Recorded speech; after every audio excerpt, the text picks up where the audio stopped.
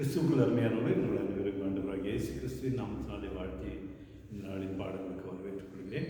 கர்த்தர் நாமத்தை ஈடுபடும்படியாக நாம் கண்டை ஆண்டவரை நோக்கி ஜெபிப்போம். பரிசுத்தமுள்ள நல்ல ஆண்டவரே, இந்த அருமையான நேரத்துக்காக நமக்கு நன்றி செலுத்துகிறோம், சோத்திரிக்கிறோம், துதிக்கிறோம். சுவாமி, எங்கள் மத்தியிலே கர்த்தாவே இந்த மூவொருமை கோட்பாட்டை பல மதங்களிலே பல மார்க்கங்களிலே எப்படியா இருக்கிறது என்பதை குறித்து நாங்கள் கடந்த சில வாரங்களாக தியானித்து வருகிறோம்.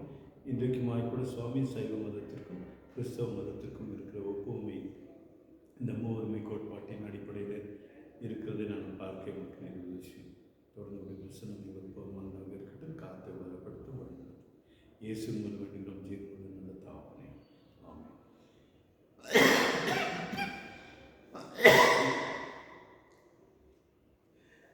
கிறிஸ்துவுக்குள் அருமையானவர்கள், உங்களை அனைவரையும் ஆண்டவராக இயேசு கிறிஸ்துவின் நாம் மீண்டுமாய் வாழ்த்தி வரவேற்றுக் கொள்கிறேன்.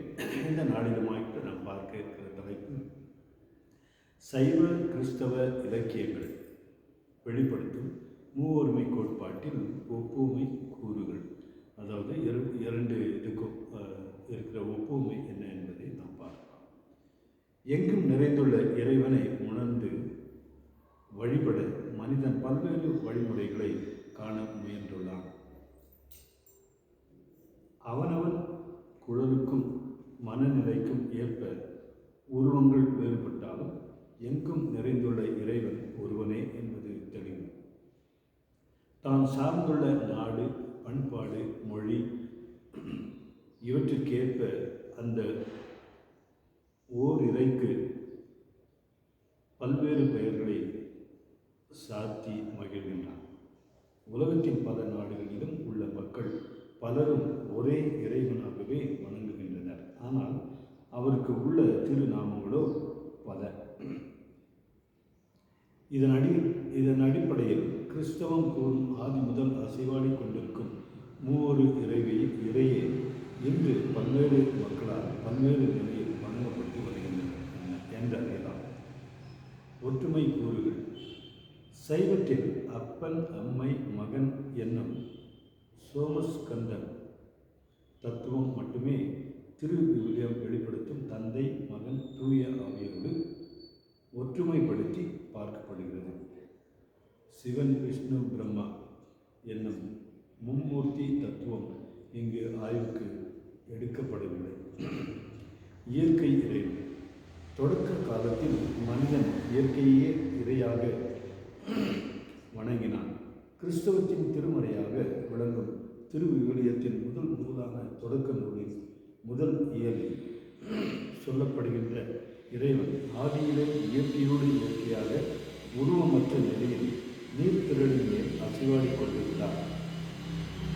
உருவமற்ற இறைவன் சமய வரலாற்றில் சிறிது சிறிதாக தன்னை வெளிப்படுத்தி உருவமேற்று இறுதியில் தன்னையே பலியாக தந்து சாத்தானை வென்று அகில உலக மக்கள் அனைவரையும் மீட்டார் என்பது திருவிவிலியம் கூறும் செய்தியாகும். கிறிஸ்தவம் கூறும் இந்த அடிப்படை கோட்பாட்டுடன் சைவ கோட்பாட்டை ஒற்றுமைப்படுத்தி பார்ப்பதில் எந்த தவறும் இல்லை என்ற எண்ணமும் எழுகின்றது. சைவம் வெளிப்படுத்தும் இயற்கையோடு இயற்கையாக இயற்கை எழிலில் கலந்திருந்த இயற்கை கடவுளாக போற்றப்பட்ட முருகனை அழகு செவ்வோனை சிவனை திருவிவிலியம் வெளிப்படுத்தும் மூவொரு இறையோடு ஒப்பிடும்போது பல ஒற்றுமை கூறுகள் நமக்கு புலனாகின்றது. ஓங்காரம். ஓம் என்னும் வடிவம் குமர கடவுளாகிய முருகப்பெருமானையே குறிப்பதாக இன்று வரை நம்பப்படுகிறது. ஆதி முதற்கொண்டு உலகின் எல்லா பொருள்களிலும் நீக்கமர கலந்து நிற்கும் சப்தமாகிய ஒளியே வார்த்தையாகி உயிராகி முருகனாகி சிவனாகி நிற்பதை உணரலாம். இதனையே ஓங்காரத்துக்குள் உள் ஒலிக்கும் முருகன் உருவம் கண்டு என்று கந்தர் அலங்காரத்தில் அருணகிரிநாதர் பாடுவார். ஓம் என்னும் எழுத்து பிரணவம் என்று சொல்லப்படும். தழைக்கவில்லை தலைவன் படை தனி தழைக்கவல்ல தலைவன் என்பதே அந்த ஓங்கார ஓங்காரம் என்பது எல்லா எழுத்தொழிகளுக்கும் முதலாய் அகத்தும் புறத்தும் இயற்கையாய் ஒலிக்கும் ஓசை. உலகம் எங்கனம் ஓவாது ஒலிக்கும் இந்த ஓசையினால் உந்தப்பட்டு உலகங்களும் உலகத்துள்ள பலவகை உடம்புகளும் இயங்குகின்றன. இது படைத்தல், காத்தல், அழித்தல் என்ற முத்தொழில்களையும் இயக்க வல்லதுள்ளது. கிறிஸ்தவத்திலும் இத்தத்துவமே உயிர் நாடியாக அமைந்துள்ளது எனலாம். தொடக்கத்தில் வாக்கு இருந்தது, அல்லது வார்த்தை இருந்தது என்று சொல்லி நாம் சொல்கிறோம். இந்த வார்த்தை கடவுளோடு இருந்தது, அவ்வாக்கு கடவுளாயும் இருந்தது. வாக்கு என்னும் அவரே தொடக்கத்தில் கடவுளோடு இருந்தார். அனைத்தும் அவரால் உண்டாயின, உண்டானது எதுவும் அவரால் அன்றி உண்டாகவில்லை. யோவான் 1:1-4. இந்த வசனமானது திருவிவிலியம் என்ற மொழிபெயர்ப்பிலிருந்து படித்த வசனம். ஆதியிலே நீர்த்திரளின் மேல் அசைவாடி கொண்டிருந்த வார்த்தையானவர் மனிதனாகி மனித உருவெடுத்து நம்மிடையே வாழ்ந்தார் என்பது திருவிவிலியம் வழி நிலவி வரும் கிறிஸ்தவர் நம்பிக்கை. இதனையே ஆதி திருவார்த்தை திவ்ய அற்புத பாலகனாய் பிறந்தார், அனந்தன் பாவத்தை சாபத்தை தீர்த்திட ஆதரையோடு ஏற்றிட என்ற கீர்த்தனை 21 நாம் பார்க்கிறோம். இது வேதநாயகம் சாஸ்திரியார் பாடல் கூறுவதை காண இயலும். ஆதி முதல் இருந்ததும் நாங்கள் கேட்டதும் எங்கள் கண்களினாலே கண்டதும் நாங்கள் நோக்கி பார்த்ததும் எங்கள் கைகளாலே தொட்டதுமாய் இருக்கிற ஜீவ வார்த்தையை குறித்து உங்களுக்கு அறிவிக்கிறோம். அந்த ஜீவன் வெளிப்பட்டது, பிதாவினிடத்தில் இருந்தும் எங்களுக்கு வெளிப்பட்டதுமான நித்தியமாய் இருக்கிற அந்த ஜீவனை நாங்கள் கண்டு அதை குறித்து சாட்சி கொடுத்து அதை உங்களுக்கு அறிவிக்கிறோம். 1 யோவான் 1:1-2 என்னும் கூற்றும் இங்கு என்ன பார்க்கத்தக்கது. கிறிஸ்தவ மதம் கூறியவற்றை கருத்தில் நிறுத்தி கொண்டு இந்து மதத்தின் பக்கம் திரும்புவோம். அகத்திய மாமுனிவரின் குருவாகிய சுப்பிரமணியர் பேசுகிறார். ஆதியிலே பராபரத்தில் பிறந்த சப்தம் அருவுருவாய் நின்ற பரம சிவமுமாகி ஜோதி என்ற சிவனிடமாய் சத்தியாகி சொல்லுலகில் 7 வகையாய் தோற்றமாகி நீதி நின்ற அறிவதனால் தானாய் நின்று சாதி என்னும் சக்தி சிவம் அருள் தன்னாலே சண்முகம் கணபதி தாமும் உண்டாச்சே என்று சுப்பிரமணியர் ஞானம் என்கிற அந்த புத்தகத்திலே முதல் பாடல் 32ஆம் பகுதியில் பார்க்கிறோம். ஆதியிலே பராபர வழியில் ஒரு சப்தம் பிறந்தது, அது அருவுருவான இறைவனிடம் இருந்தது. அந்த சிவம் சக்தி என்ற ஜோதி சொரூபமாயிற்று. சீவராசிகள் அனைத்தும் அதிலிருந்து தோன்றின. அதுவே அறிவாயிற்று, அதுவே ஜீவனமாயிற்று, அதுவே சண்முகம் கணபதி என்ற மெய்ப்பொருளாயிற்று. இது என்ன விந்தை! கிறிஸ்தவ மதம் கூறியதையே இந்து மதமும் கூறுகிறது. அங்கே வார்த்தை என்ற சொல், இங்கே சப்தம் என்று சொல். அங்கேயும் உலக தோற்றத்தின் ரகசியம், இங்கேயும் அப்படியே. இதனையே பாருருவாகும் முன்னே இருந்த பரம்பொருள் தானே வரும் சீருடன் குவிவான் அவை பொருள் யாவையும் சிருஷ்டித்த மாவல்லரோ என்று 32ஆம் கீர்த்தனையிலே நாம் பாடுறோம் என்று மாசிலாமணி என்கிறவர் இந்த பாடலை எழுதியிருக்கிறார். இந்த வார்த்தை அல்லது சப்தம் பற்றி டாக்டர் மு. தெய்வநாயகம் அவர் கீழ்வருமாறு கூறுகிறார். நிறைமொழி என்பது ஆம், ஓம், ஆமேன் என்னும் இறைவனின் உடன்பாட்டு ஒலிகளே ஆகும். உலகம் படைக்கப்படுவதற்கு மூல பிரணவம் எனப்படும் இவ்வொலியே காரணமாய் விளங்கிற்று. ஆம், ஓம், ஆமேன் என்பன 3 பொருளையுடைய 3 ஒலிகள் அல்ல, ஒரே பொருளையுடைய ஒரே ஒலியே ஆகும். மேலும் கிறிஸ்தவத்தில் இயேசு பெருமான் ஆம் என்றும் அல்ல என்றும் இராமல் ஆம் என்றே இருக்கிறார்.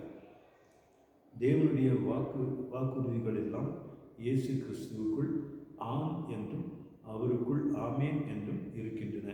2 கொரிந்தியர் 1:19-20 நாம் பார்த்தோம்.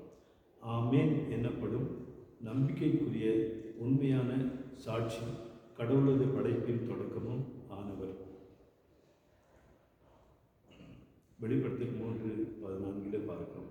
எனவே மேற்காணும் திருவிவிலிய கூற்றுகள் இயேசு பெருமானை ஆம் ஆமேன் என்னும் பொருளுக்கு உரியவராய் அமைகின்றன.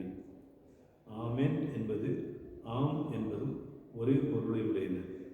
யாழ்ப்பாண தமிழர் இன்றும் ஆம் என்பதை ஓம் என்றே கூறுகின்றனர் என்பது இக்கூற்றுக்கு வலு சேர்க்கிறதாய் அமைகிறது. தந்தையாம் கடவுள் என்ன கூறுகிறாரோ அதற்கு எவ்வித மறுப்பும் கூறாமல் அப்படியே ஆம் என்று ஏற்றுக்கொண்டு இயேசு விளங்குகிறார். அவரே ஆம் அல்லது ஓம்காரம் அவதாரமும் அடியவர்களுக்கு திராவிட சமயம் என்கிற புத்தகத்தில் செப்டம்பர் மாதம் 1986 ஆண்டில் இது வெளிப்பட்டிருக்கிறது. ஆமேன் ஆம் ஓம் என்பவை கடவுளின் குமாரனாகிய இயேசு கிறிஸ்துவையும் குமாரக் கடவுள் எனப்படும் முருகனையும் கடவுளின் பிள்ளை எனப்படும் பிள்ளையாரை குறிக்கும் ஒரே ஒளியாகும். குமரக் கடவுளாகிய இயேசு முருகன் பிள்ளை என்பது குருவாக உலகத்துக்கு வந்த இறைவனை குறிக்கும் பெயர் விளக்கங்கள் ஆகும். இறைவனின் குருவாக வந்த போது அவன் அருவத்தை நீட்டு ஐம்புல உருவத்தை ஏற்று மனிதனாக விளங்கிய காரணத்தால் இறைமகன் எனவும் குமர கடவுள் எனவும் இறைவனின் பிள்ளை எனவும் குறிக்கப்படுகின்றன. இறை விருப்பத்தை ஐம்புல குருவாக வந்த இறைமகன் தவறாமல் செயல்படுத்துகின்ற காரணத்தால் உடன்பாட்டு ஒலியாக ஆம் ஓம் ஆமேன் என்னும் மூல ஒலி எழுவதற்கு அக்குருவே காரணமாய் இருக்கின்றார். அவரிடமிருந்தே ஒலி எழுகின்றது. புலவர் தெய்வநாயகம் 1975 ஆண்டு புத்தகத்தில் பக்கம் 762 பார்த்தோம்.